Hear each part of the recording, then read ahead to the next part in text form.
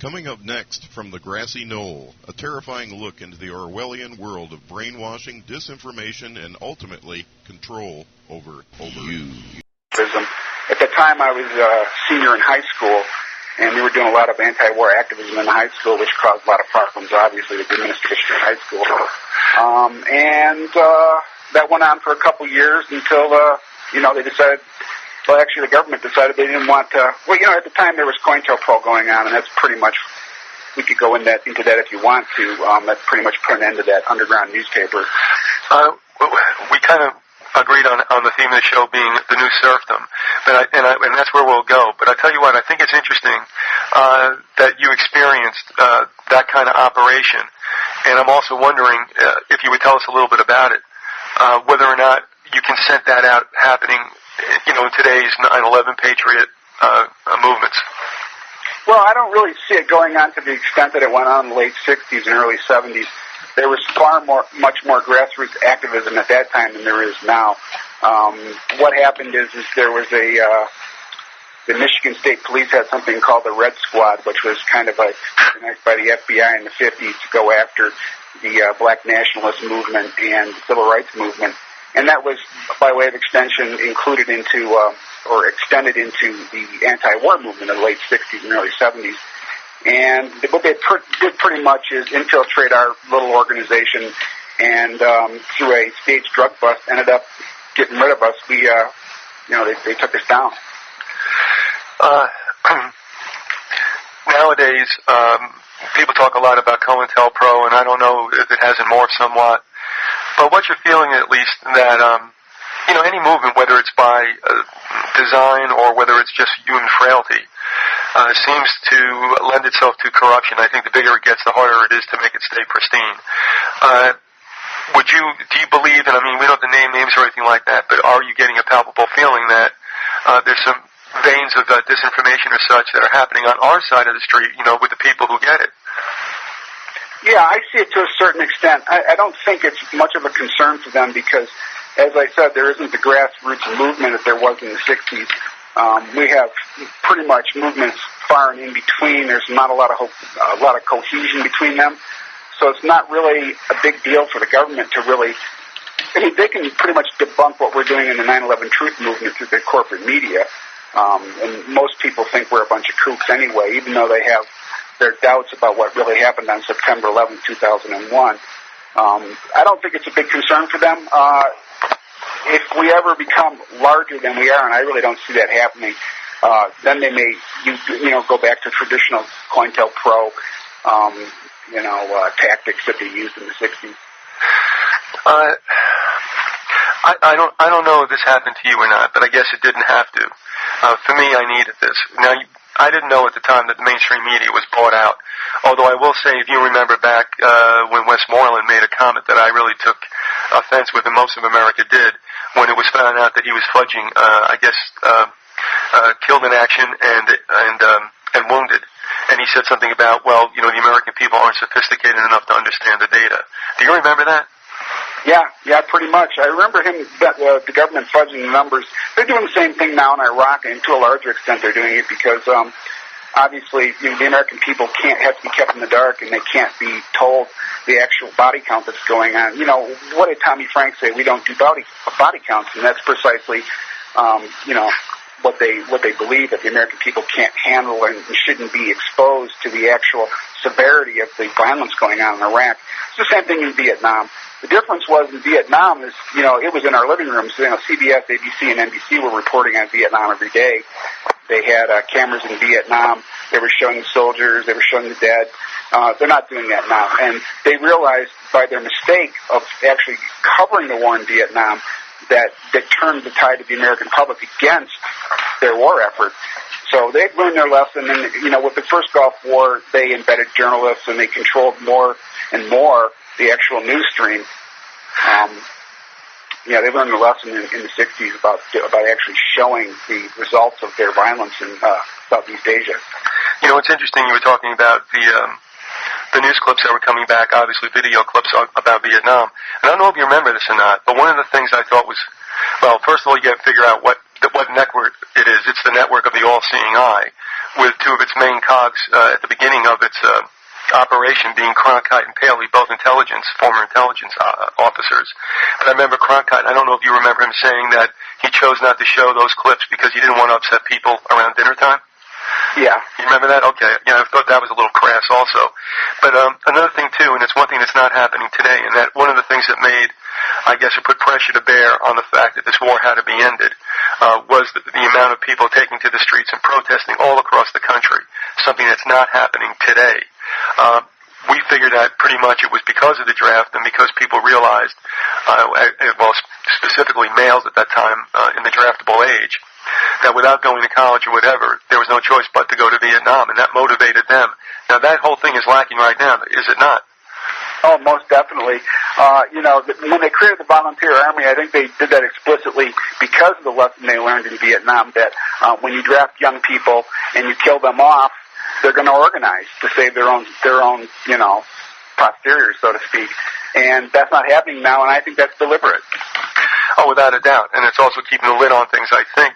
Although one thing that happened in Vietnam, and I think is starting to happen here, even to those who might, shall we say, openly be against the war but are privately wondering, and that is, I remember in 1960, I was 9 years old, and I heard this, about this country, Laos, whatever, and we were wondering what's that and why are we there, and then it started moving to Vietnam, and of course, and then, 1960, and here it's 1970, and this thing is getting bigger and bigger and bigger, and I started saying, there's something wrong, and this thing can't get decided. This has gone on twice as long as World War II. I'm starting to see that same thing take place here. People are starting to wonder, when does this thing ever end? No, it doesn't. It's continual. If you take a look at the history of Vietnam, we were in there in the 50s with the French. We sent our advisors in, and then when the French lost, we more or less took over, and then it escalated from there.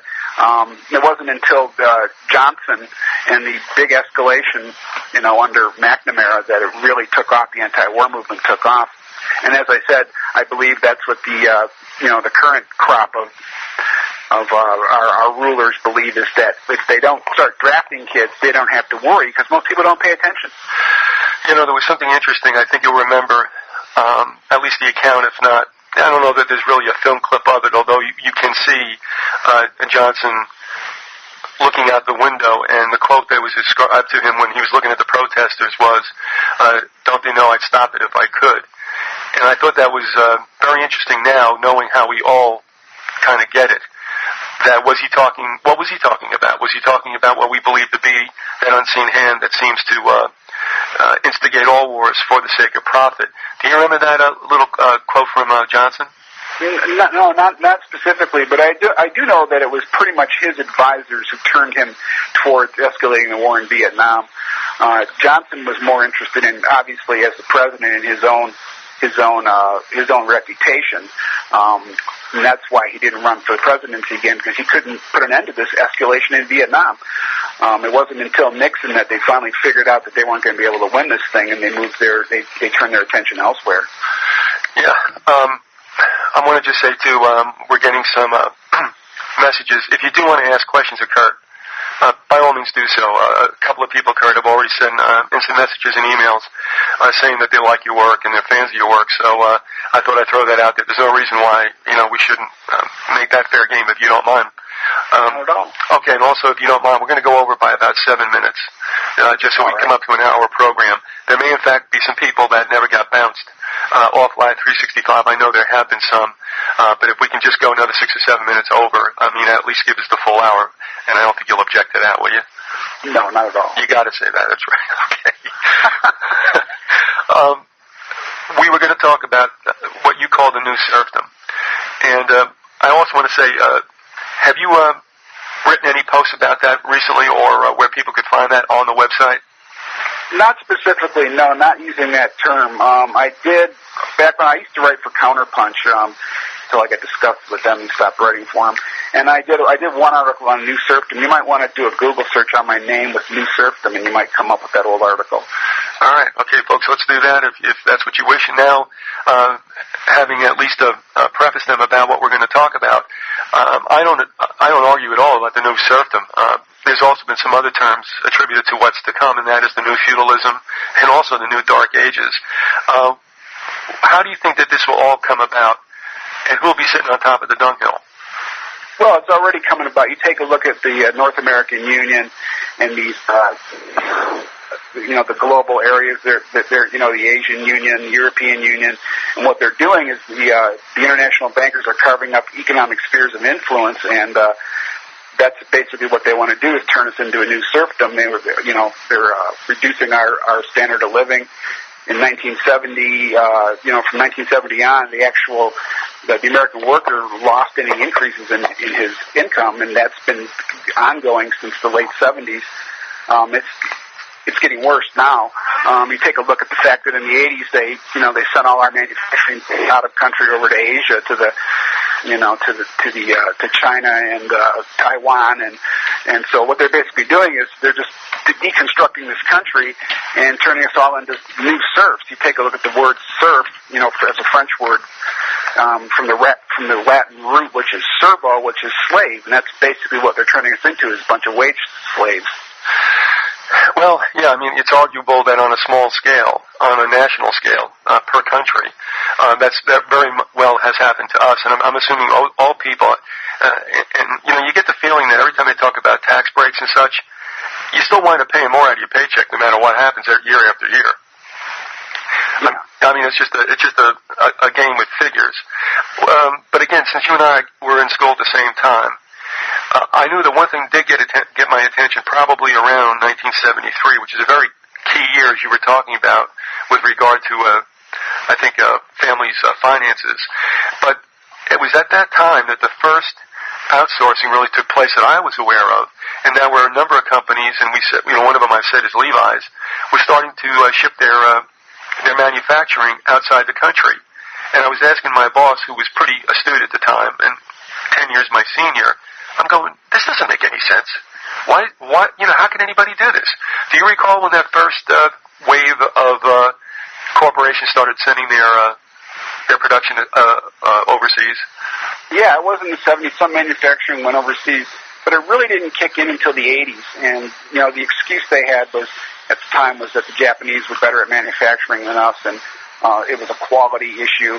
And that's why they were sending our manufacturing over to Asia, is because they were actually better at manufacturing than us, which was nonsense, of course. The productivity of the American worker has always been relatively high compared to other parts of the world. I mean, we realize, of course, what this is all about. It's maximizing profit. You pay somebody $2 an hour, $12 an hour, that's more money for the multinational corporations. Also in 73, as we have spoken, when I was doing research my last time around in college, which is in the 90s, and talking about the fate of families and such, 73 comes up all the time, or just around that range, give it a year either way, as a time when it seemed that there was a real departure between, I'll say the haves and have-nots, but it seemed like the rich definitely pulled away from the middle class and low class, whereas everybody's boat, they said before, that kind of rose together. At that point, something did take place when that no longer was the case. Do you also remember at that time that this financial event was taking place? Yeah, it really kicked in the late 70s with the so-called the oil crisis. When they started actually. Well, the point is that they, the multinational corporations, and this has actually been the case since the early 70s, is that they decided, they made a conscious decision and to actually impoverish the American worker, and it's something that's been going on for 30 years, and it's being done at such a slow rate that most people don't notice. Incidentally, I read an interesting statistic the other day that a full 58% of the American public at some time in their lives will experience poverty. 58%. And that's a figure that's recent in the last 5 or 6 years. It's increasing and it's getting worse. What was the dates on that? By when? Well, it was a study that was done recently, and I don't remember exactly what the organization was that did survey or compiled the statistics, but it was a full 58% of the American public will, in some time, the average worker in his life will experience poverty as set by the guidelines by the federal government. One of the trappings, I guess, of the socialist or communist economic system is the fact that there's a planned economy. But what are your thoughts on the fact that we might have had a veiled, or maybe not so veiled, planned economy for some time?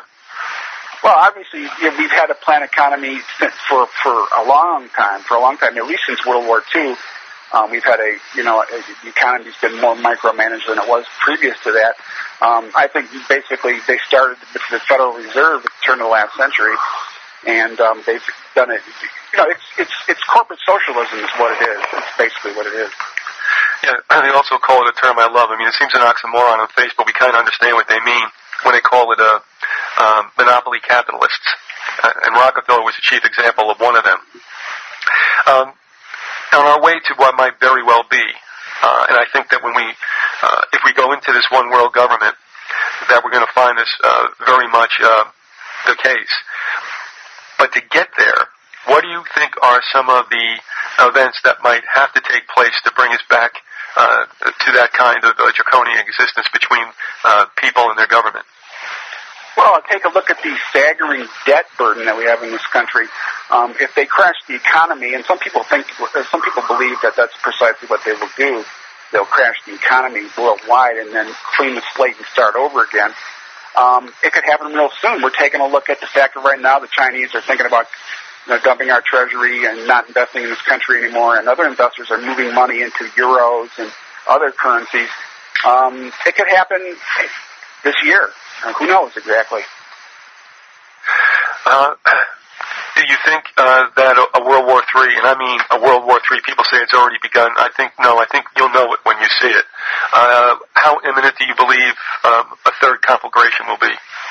Well, I mean, take a look at what's going on with Iran right now. The possibility of world wars right there. You have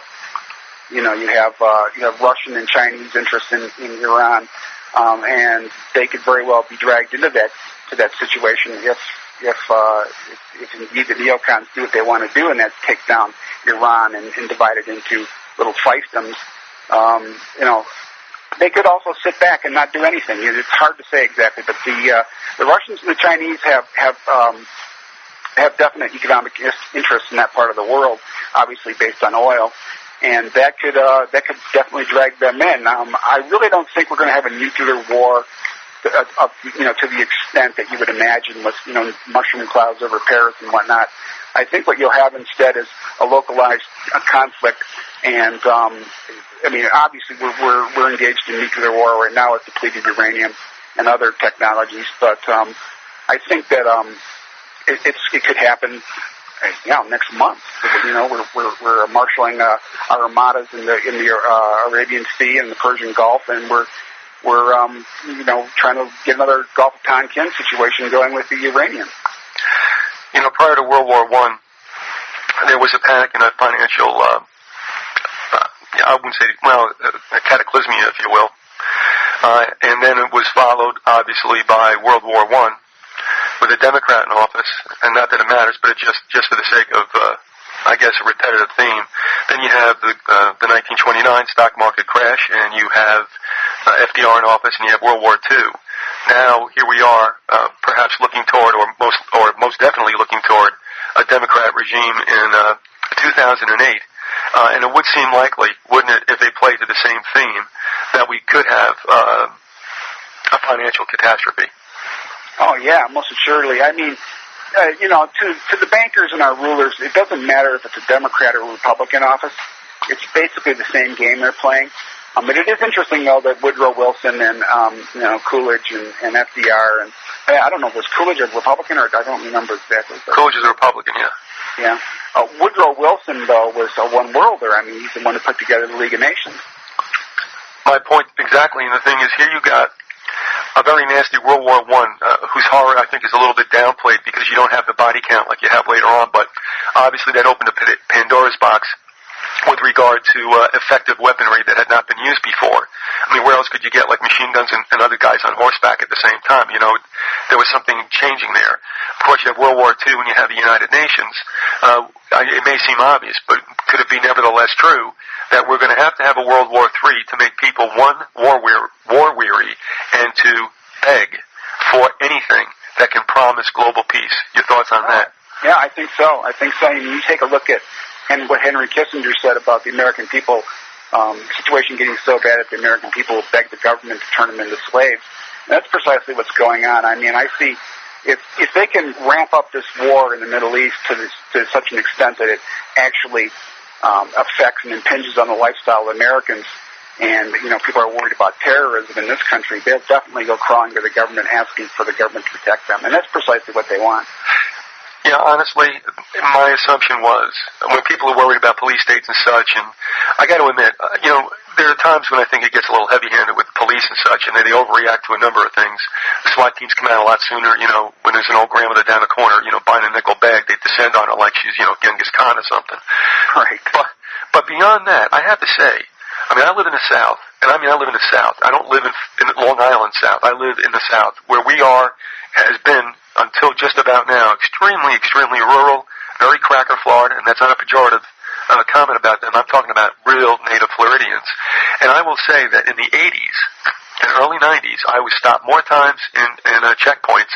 I've not been stopped, and there have not been any really for quite some time. And the ones that do come out now is usually, your New Year's Eve thing or Memorial Day when they want, for obvious reasons with the alcohol and such.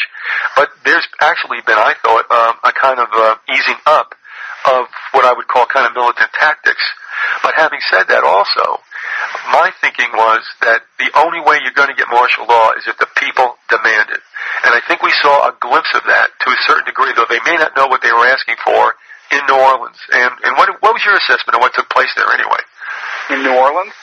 Yeah, that whole situation around Katrina. Well, I think to a certain degree it was a test tube by the federal government to see what they could get away with. I mean, you take a look at the fact that they went in there and they tried to confiscate people's guns. They prevented local rescue and assistance from going into the area. I think to a certain degree they were trying to see how far they could go and what people would accept and how the media could spin it. I think that's primarily what the federal government was going to do, and it didn't work out exactly the way they wanted. Good old Brownie got bounced, and they've shifted blame around. But you'll notice that they have not, since then, really mentioned Katrina or that area a whole lot. It's just like they moved on to other things. Yeah, and also, two things I think were a little bit strange. There was enough lead time, yet it seemed like Louisiana's governor delayed and delayed. I don't lay it so much on Brown's door, but I think there was ample time to get things going, even with the states that were in some kind of pact with Oklahoma about mutual aid. And secondly, what was not spoken of much was the role that private security forces played, to include our very familiar Blackwater, also I believe it was Serfdom and SIS, I think. What about the use of these paramilitary outfits in the United States? Yeah, that's a big, the Pentagon has been privatizing and corporatizing their duties for some time now. You take a look at Iraq, it's precisely what's going on there with Blackwater and the other so-called security corporations doing the job that the American military used to do. And it's not just so much, the supply aspect of feeding the troops and clothing them and doing their laundry and whatnot. It's also, it has to do with the actual fighting on the ground. That was scary what happened in New Orleans with the private security companies, and the actual violation of posse comitatus. I think that the governor of Louisiana, I'm not sure if she was in on the whole thing or if it was just ineptitude on the part of the bureaucracy in Louisiana, but I think that was definitely part of the plan, was to see how far they could go in sending the federal government into a state and violating posse comitatus and actually, circumventing the local government. I did a series with The Informer. Are you familiar with anything he's done at all? Yeah, I listened to the series. And, he's right when he says that posse comitatus and habeas corpus are privileges, not rights. And lo and behold, Gonzalez, I guess, a couple of days ago on C-SPAN, said that very same thing, that these are privileges extended to the people. They are not rights. So I thought that was interesting. I think that's something we also have to take in consideration, which is why when we think they're breaking the law by throwing Padilla, a U.S. citizen, into a clink someplace without due process, they are actually on solid ground. And this is another, I think, element into the creation of a fascist state. And what I want to do is I want to break off from heading down this road toward a new serfdom for a kind of a sidebar. Robert from Canada was wondering, what do you think about the North American Union? Let's start with that.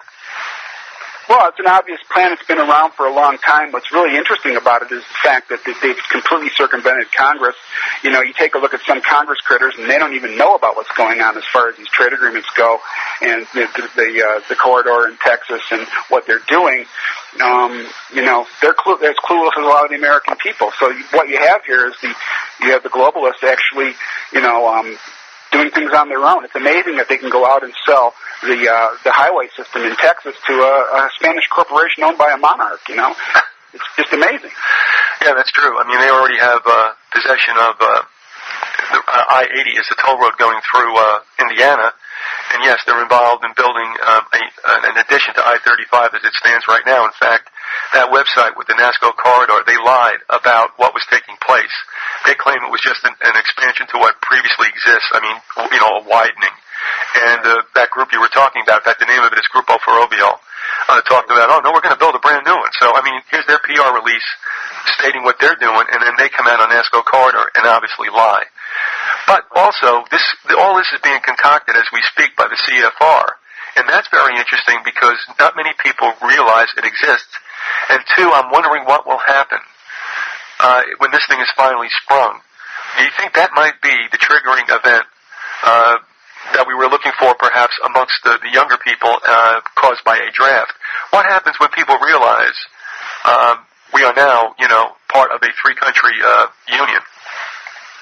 Hard to say, but what's going to be interesting in Texas is when they start taking the land from the people in that area to expand that corridor. You already have people going to city council meetings and whatnot and voicing their concerns and protesting against it. But I'm wondering what's going to happen what's going to happen to the folks that refuse to give up their land and they're going to defend their land. We'll have to see. I mean, the corporate media obviously is not going to cover such things, but it'll be interesting to see. I don't see young people really doing anything so much. They're kind of oblivious to what's going on until it affects them personally, and that's once again why there's no draft, because it doesn't affect them personally.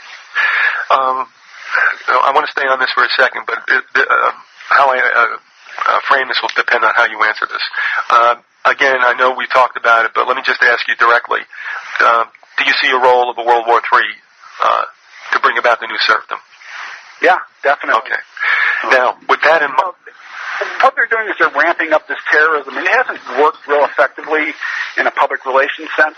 People have a tendency to forget about what's going on. The whole thing with September 11th and Al-Qaeda and that whole thing is kind of, most people kind of just brush it off, even though they basically believe there's terrorism and that they know nothing about the fact that these are intelligence operations that were created by the CIA and the federal government. I think that I'm not sure where I was going with that exactly. But no, I was asking you the relationship of a world war and, of course, how this is going to have a bearing on the North American Union. I think it will. I think it will because, Bush talks about sacrifice. They talk about sacrifice, but they don't have the conditions to demand sacrifice from the American people yet.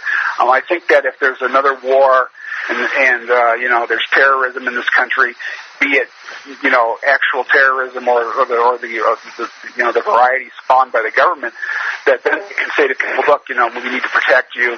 You need to give up your rights. You need to turn your guns. You need to get microchipped. You need your vaccination. The whole 9 yards. I think under the rubric of terrorism, especially if something goes on in this country, another 9/11, that they'll actually be able to do that.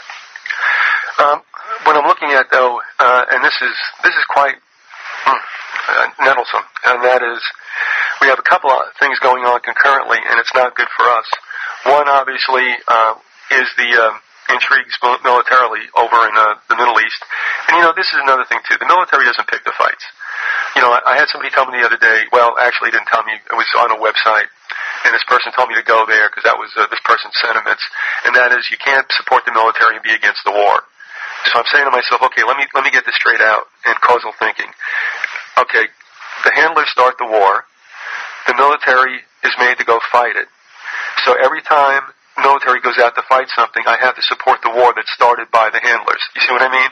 Yeah. It's like, no, why are we doing this? Because if we continue to do this, it's going to be the same old, same old. They just go ahead and start things, and we have to support it because we're behind the military, who again, they don't start things. They don't go out and punch somebody in the nose and start a fight.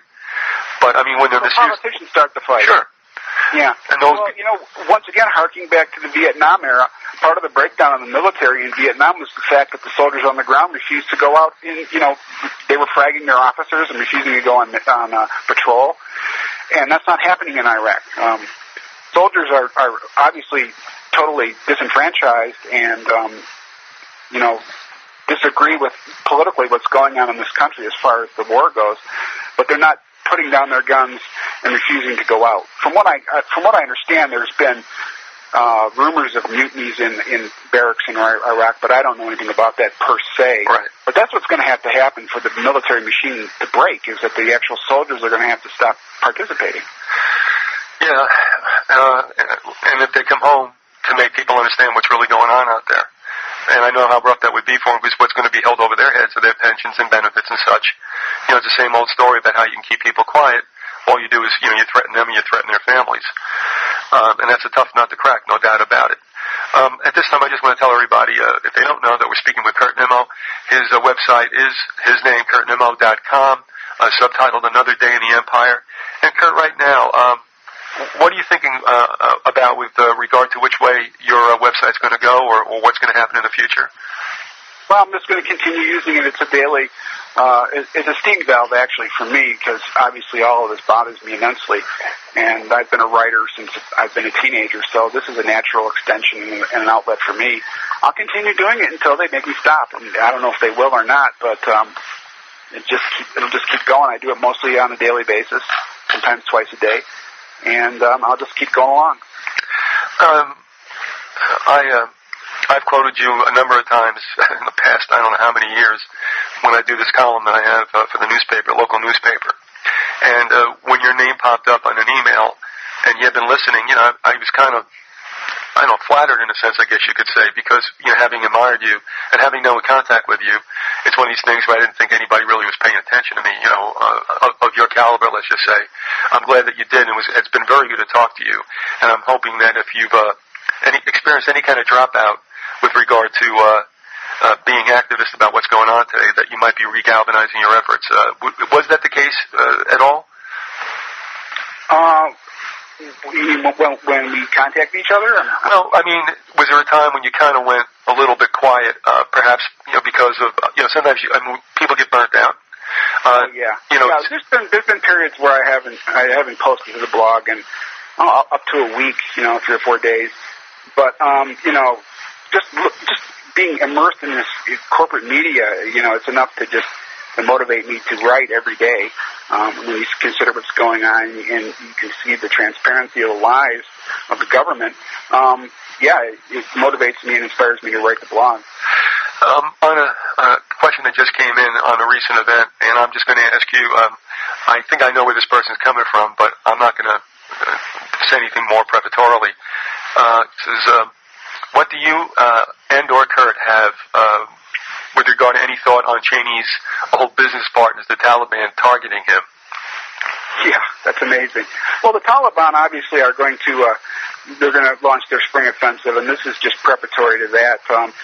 Cheney was a mile away from that bomb. It was right at the gate of the military installation. It was actually not a very important thing. I think it just feeds back into the loop of this terrorism business. The Taliban are terrorists. They're resurgent. We have to do something about it. We have to, it's just more propaganda as far as I'm concerned. Yeah, I thought that was pretty much a PR thing. I mean, people did die. That's not a good thing. But, he was not in peril, but it just makes him look like, he's a really brave guy for going in there and getting his nose in the dirt, Yeah. Okay, so we're agreed on that, yeah. All right, going back again to the 3 scenarios we have going here, and that is one, of course, we're looking at the exiting of our military, and probably more and more. 2, as was, I guess, stated last week, National Guard units are going to be sent over. Have you seen that? National Guard units sent to Afghanistan? Yeah, sent to the Middle East. I don't know there's any left. Oh my God, they pretty much depleted the National Guard. The brunt of the fighting is on the shoulders of the National Guard. What they're going to do is they're just going to continue this stop-loss business and continue to recycle these soldiers back into these conflicts until they're totally either go crazy or they have a mutiny or just defect. Well, it's the old thing. I don't know if we spoke about this off mic, but when I looked at what Bush was saying the other day about we're going to have a gradual pullout, and of course he sends over 25,000 or whatever, reminded me of, as you well remember, in April when Nixon said, okay, we'll gradually pull out, and then of course in April into May they launched the Cambodia offensive, which really started the whole 9 yards, which ended with Kent State, did it not? Yes. Well, Cambodia was really a big boost for the anti-war movement. That kind of brought front and center what they had been saying about the government, and Nixon talked about actually bringing the troops home, but it's the same thing that's going on now. Right. They don't mean it. They really don't mean it.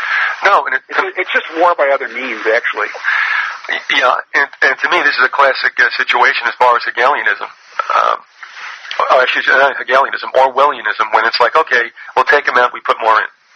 Right. It's like war is peace, freedom is slavery. We're going to take them out, so we put more in. Totally Orwellian.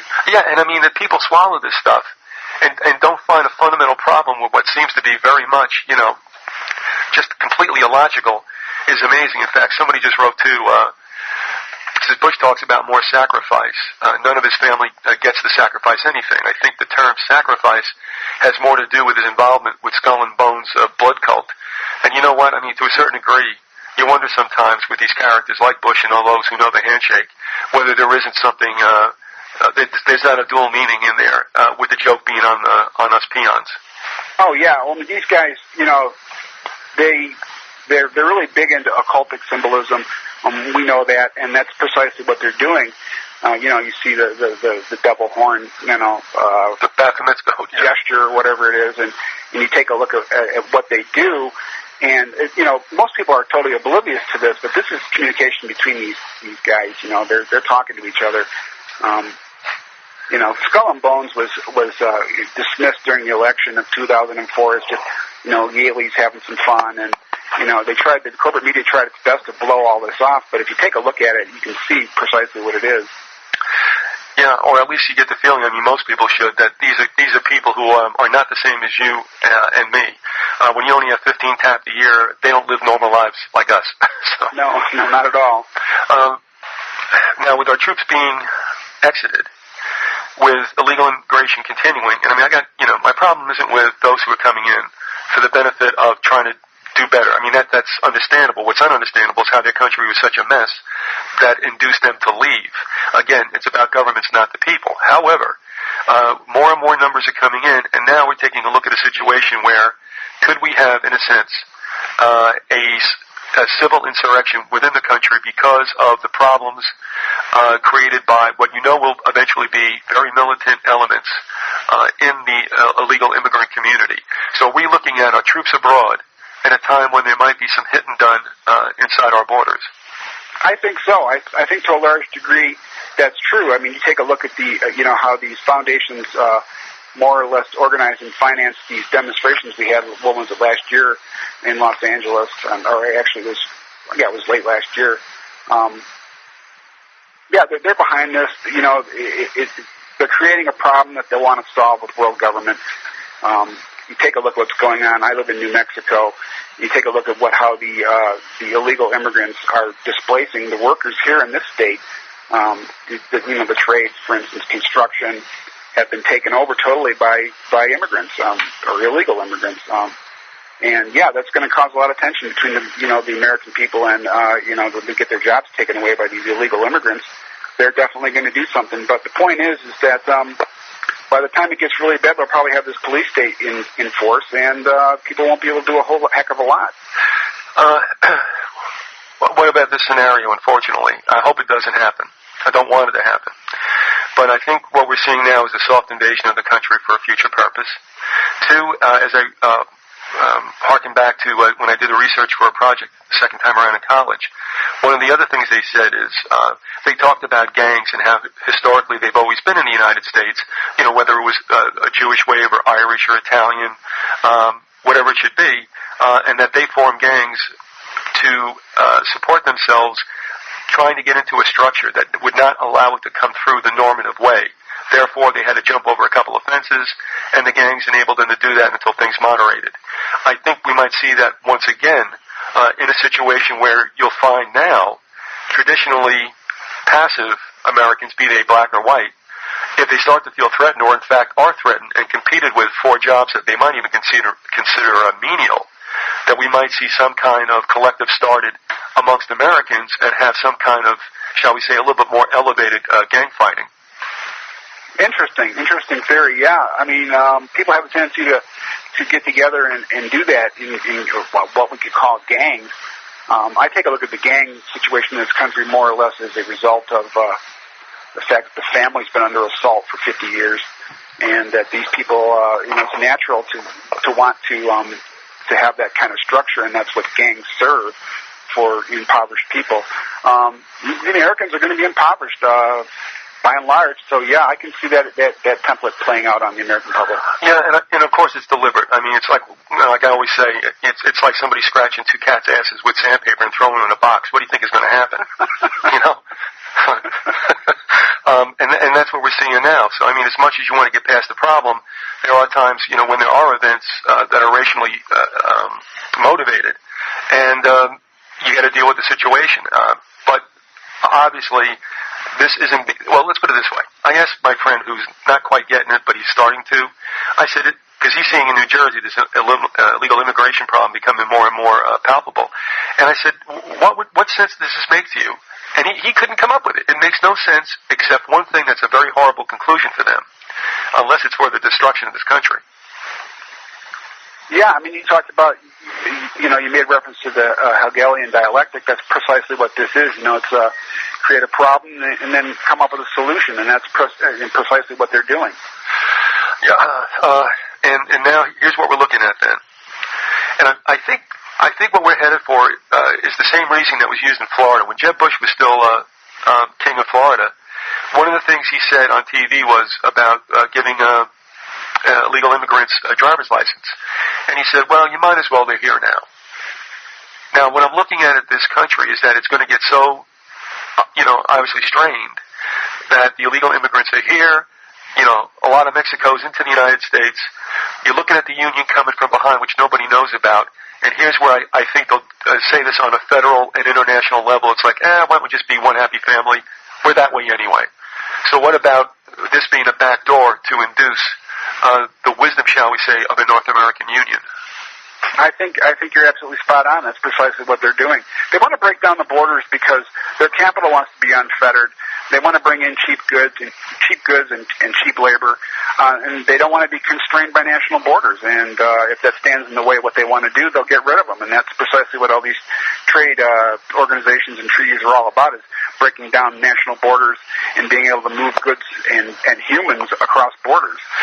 And that's precisely what they're doing. And also, as well, they want to bring down the standard of living in America, and they're doing that with the illegal immigration people that are willing to work for $2 an hour as opposed to 12. So that's precisely what they're doing. They're breaking it down. Yeah, this is the classic redistribution of wealth. Also, it really isn't going to help anybody in the long run. There is, for now at least, a little bit of an increase in the standard of living for the illegal immigrants, and obviously things aren't the greatest for them, but they're trying to send money back home too. I mean, they're not necessarily, with 2.3 kids in a house in suburbia. But still in all, what it does in the long run is put a cap on everyone in these unions that are being formed, in these economic blocks. The one thing they always play fast and loose is with that term, another wonderful sounding term, free trade. But in essence, free is anything but free for the workers. Is that correct? Well, it's free looting, stealing of, national resources, be they, mineral, oil, or human. That's precisely what they do, is they want to have an unfettered access, and they call it free trade. It's just another neoliberal term for looting and plundering. Yeah, and that's somebody who, I guess was on an email list of mine or whatever. I really don't know who it was. Finally, I guess, got an epiphany. And the first email this gentleman sent out about his epiphany wasn't bad. I mean, he got it, and he was stunned. It was really a kind of threshold moment, if you know what I mean, and not knowing who this person is and watching him just pour out in prose what he had come upon. And and when it was done, I wrote back an email saying, and then there's a downside, because it's a lot worse than you think, bro. And one of the things he said about it, he goes, well, no. I mean, free trade, that sounds like it's going to be a good thing. You see my point? It sounds so nice. Well, it sounds good. It sounds good. Why not have free trade? It's supposedly better for all of us. It's not, though. You go to the store and you take a look at all our manufactured goods. They're all made in China by slaves. How can that possibly be good for America when they take the manufacturing that, when they made vacuum cleaners in this country and now they're made in China? What does that lead to? It leads to the impoverishment of the American people. They don't have jobs anymore. Not everybody can work at McDonald's. One last, question/statement about the North American Union. This eventually is going to be sprung on the American people, and they will not have had any awareness of this. There might be a softening of it maybe a year before. Maybe the media will then be used to propagandize what's taking place. I'm trying to tell people as much about it now because they're not hearing a thing about it from the mainstream media. So I'm saying, remember that this is going on, and of course that white paper, Building a North American Community, says it all. How do you argue with that? So I'm trying to tell people as much as possible, if you don't think you're being, if not lied to, that information is not being suppressed from you, then how do you explain that this is going on? They look at you and are like, well, I don't really know. All of a sudden, 2 years from now, whatever, it gets sprung on them, and I'm wondering right then, but you know what, too, Kurt, it might be the case that when everybody gets it, it will have been too late. No, definitely. I think that it's designed that way. Unfortunately, people don't. Most Americans are intellectually lazy. They don't go any farther than CNN and Fox News and getting their information. And those venues aren't talking about this stuff at all. They need to go out and research this on their own, but they don't. And it seems so outrageous that they can't believe it once they learn about it. And as you said, it's worse than they actually initially find out. And I think that there's a point where people just, it's an overload on their brain and they don't want to accept it anymore. It's cognitive dissonance. I don't know how much you've dealt with this one subject, but this is another prong in the bringing about of a world government and a new serfdom. And this one really does hit home with the idea of serfdom. And that is, we have two things afoot. And one of them is radical environmentalism. I had somebody write me and say, I can't believe you don't care about the environment. I said, I didn't say I didn't care about the environment. I mean, that's not the case. If I had my druthers, believe me, I would build a very energy efficient home without the use of oil or natural gas or whatever. That's what I would do. It makes good sense to me. Plus, I don't want to pay those characters the kind of money they're going to want in the time to come. And that's another thing we should probably touch about, the contrived shortages that will include energy. But on the other hand, too, the radical environmental movement gets so draconian in the solutions they offer that there are actually no solutions at all. And one of the things they come down to is, well, I guess we can't avoid depopulation. What's your take on that particular movement, not only in the United States but globally? Oh, they're doing the bidding of the globalists. I mean, you take a look at Prince Philip, who said he wanted to come back as a virus to kill 2/3 of the population of the planet because he believed it's overpopulated. That's precisely their agenda. Their agenda is to depopulate the planet to a certain extent, and they put forward and fund these foundations that are funding these so-called environmental groups. And if you take a look at it real closely, and you notice it goes right back to the globalists. It's their creation. Now, we have something else afoot here also, and it really is still part of the environmental agenda, the radical ones. So it actually is not so much 2 points or two prongs, rather, but it's kind of like 1A and 1B. Something happened the other day, and I think you'll know where I'm going with this, because it always has this ring. Harry and I, when we did the show together, both at the radio station, when I devoted columns to it, you have these bands of greenies that go around and push land acquisition, which is basically one of the planks of the manifesto, taking private property off the tax rolls. People buy it, and guess what? They can't use it. Now, if you go even further with that, and in Florida we have one of the worst as far as being radical about environmentalism, the rewilding of Florida, is creating what they call these islands of habitat that we get to live in, so we can give the birds and the bears and everyone else this complete landscape to Rome. What happened 2 weeks ago, they snuck, the county government, along with Greenie planners from Orlando, came in, and I got this on a word from somebody who was there. And they started talking about stuff, and they came across the words community character. What they want to do is, in this county, they want to build a super city for 2050. And I know exactly where they're going with this, because I don't know, have you heard anything about smart growth and community character and all this? No, it sounds very Orwellian, those terms. I think basically what they want to do is they want to lock us in cities. Yep. And have these immense areas that are owned by owned by the banks, basically, where nobody lives, and they can just better control us. You think what they did in the Soviet Union? They kept the people in the cities, and they were not allowed to leave the cities, and they had to have internal passports and whatnot to get around. And that's basically what they want to do in this country. I think they want to lock us all into these communities, and it's better for them to control us that way. I've been in touch with Hugh Bartholomew, who runs a property rights show called On the Commons. She does a Saturday out of suburban Washington. And I've asked her to help me out with this, because now this is just the beginning of what's going on. There's going to be another meeting on March 20th. They did not promote it in the newspaper prior or after this last one, which was very interesting. Whether the meeting is going to be there or not on March 20th, we don't know, but I'm going to be there, and so is my editor. And I got an idea where we're going with this. But you're right. The situation here is that even in Florida, as I'm looking at it now, you can't buy a house, you can't build a house on an acre anymore. Everything has been bought out by developers, and they go up with these deed-restricted communities, in which you have no rights. And I owned in one, and I sold. I came back to rent because I have the same amount of rights as I had when I owned. None. So, what do I care what you do to the place? I'll just walk out and walk away. And that's the situation we're in right now. And along those lines, we got another question saying, how does eminent domain fit into this picture? I would pose to you, Kurt, is it interesting that this decision would have come up at this particular time in our history? No, once again, I think it's part of the whole plan. They want to own all the land.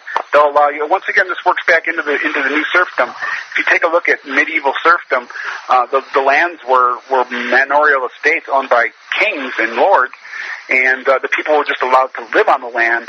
And in that case, it was agricultural. They grew food and whatnot for their masters. It's basically the same thing now. They'll own all the land, all the natural resources, all the mineral rights, and they'll allow us to live on top of it in certain areas.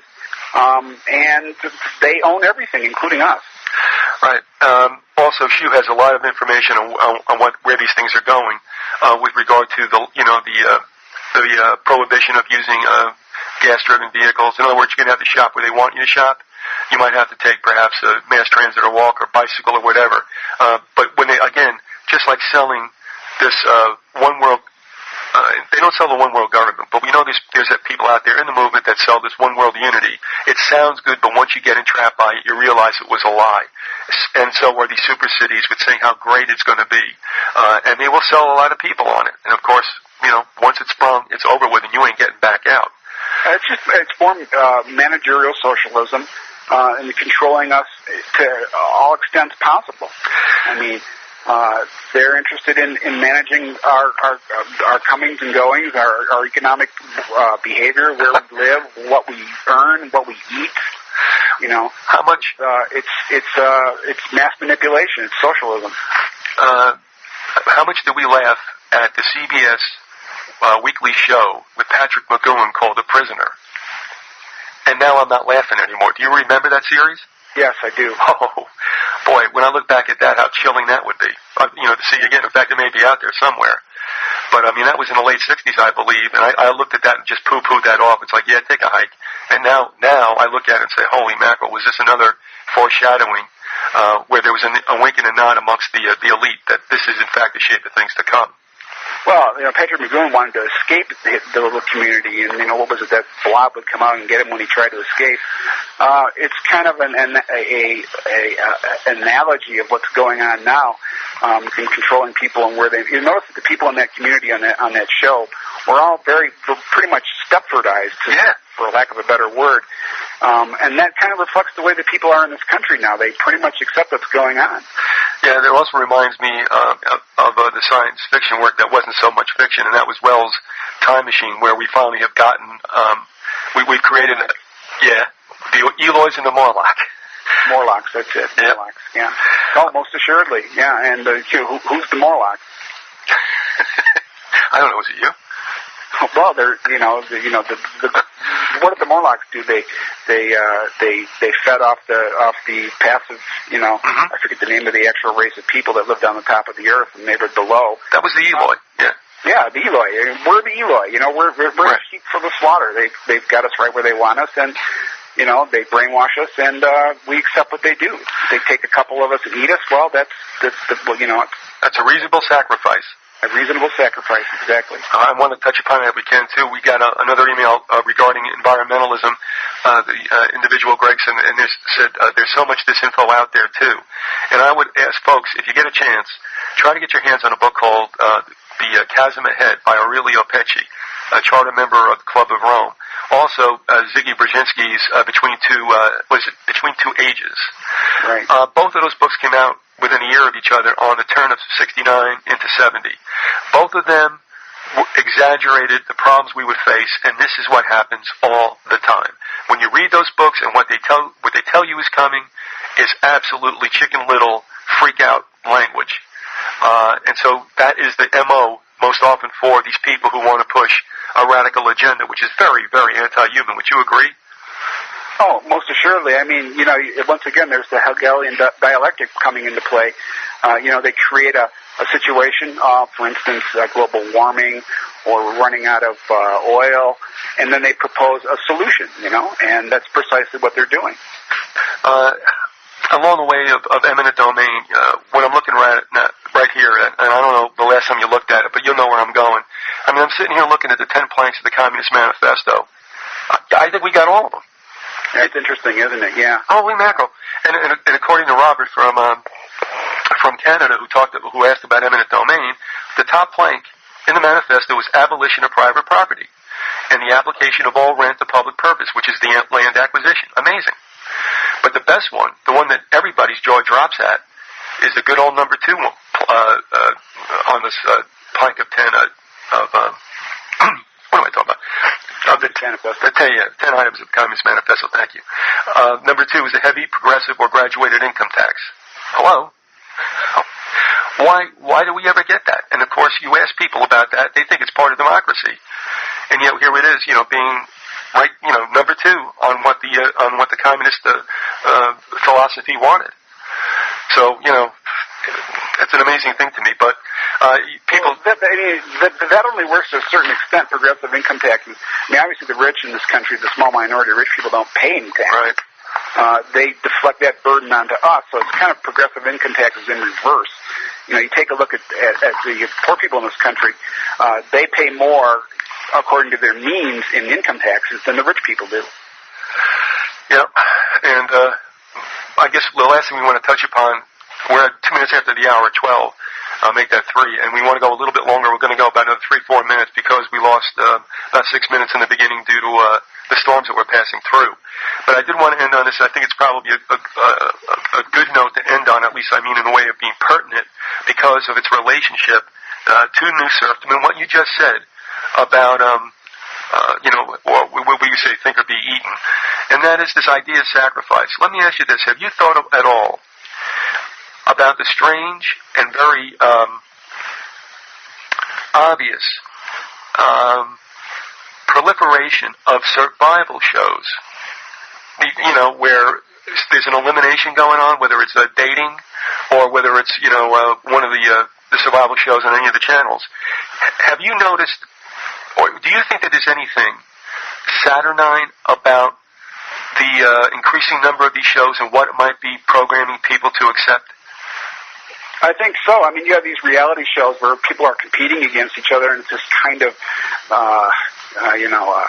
Manichaean competition going on where it's eat or be eaten, and it's kind of very, what's the term I'm thinking of? Darwinism. It's very Darwinistic. We're talking about. They're preparing us for much tougher times. much tougher times. This first came out in 2000, and I never liked them to begin with. But I saw one pop out, which is Survivor, then another one, and then it started to debate all the channels and all different sectors of life. And, when you take a look at what this new serfdom includes, part of it is the collective, that the collective or the group is more valuable than any individual. And the group decides what value the individual has as far as what it can contribute, right? Right. The other thing I find interesting also is, and this is, I think, the nastier of all the components that are in those shows, when someone gets thrown off, invariably, Kurt, they wind up on some, Today Show or, CBS's show, and they talk about how great it was and that, they had to get sacrificed for the benefit of the group. I mean, can anything be clearer than this? Makes sense. I mean, I don't watch a lot of television, and these television shows kind of nauseate me, so I'm not really sure what's going on with them. But I think it reaffirms this Darwinistic platform that they have for us, where we're going to be at each other's throats for the little crumbs that they're going to give us off the table. One last item, and I promise I'll let you go, and thank you for going overtime with us, Kurt. Sure. And that is, are we looking, we touched upon this before, about contrived shortages next. We're dealing with contrived shortages again, obviously in oil, petroleum. Are we looking at that taking place also with energy, then moving to water, and eventually to food? If not contrived, then privatization, which will make it very, very draconian. Oh, definitely. I mean, in the Southwest here, they're already starting to talk about, there's too much population, there's not enough water, there's not enough resources, and so they come up with these draconian solutions to those problems. Yeah, I can see it. I mean, it's no secret, and they've been planning this for a while, that there's going to be food wars in this century, wars for water, and more, different countries fighting each other, not for necessarily over territorial gain, but over the actual essence of the things we need to live. Yeah, and, my wife and I decided, the one thing that we can go by from here on in is the fact that do not get attached to anything that it would bring you down to your knees if it were threatened to be taken from you. Well, take a look at most people, they wouldn't be able to exist without electricity, without the power grid, without the various things, their cars. They're so plugged into the grid that if that becomes threatened, I think they'll allow eventually draconian measures to deal with it. I mean, most people are. There's a cartoon. Do you remember a cartoonist named Cop who was in the 60s? Sure. And he had a cartoon of a guy, he's staggering around with his TV set, holding the plug in his hand through the nuclear apocalypse, looking for somewhere to plug in his TV set. That's precisely what's going on now, is people, if you take stuff away from them, they're going to be, it's not going to be like the Depression in the 30s where people stood, passively in bread lines and waited for the government to feed them. They're going to go out and get stuff violently. Yeah, we're back to brigands and pirates. Yeah, we're not a polite people anymore. No, and when you're in stress, you get even more impolite. Kurt Nimmo, thank you very much for coming on, going a little over with us. Hope you'll think about coming back again, and folks, please check him out. Kurt, once again, thank you for coming out. I really appreciate the time we spent. Thanks, Viz. All right, you take care, bro.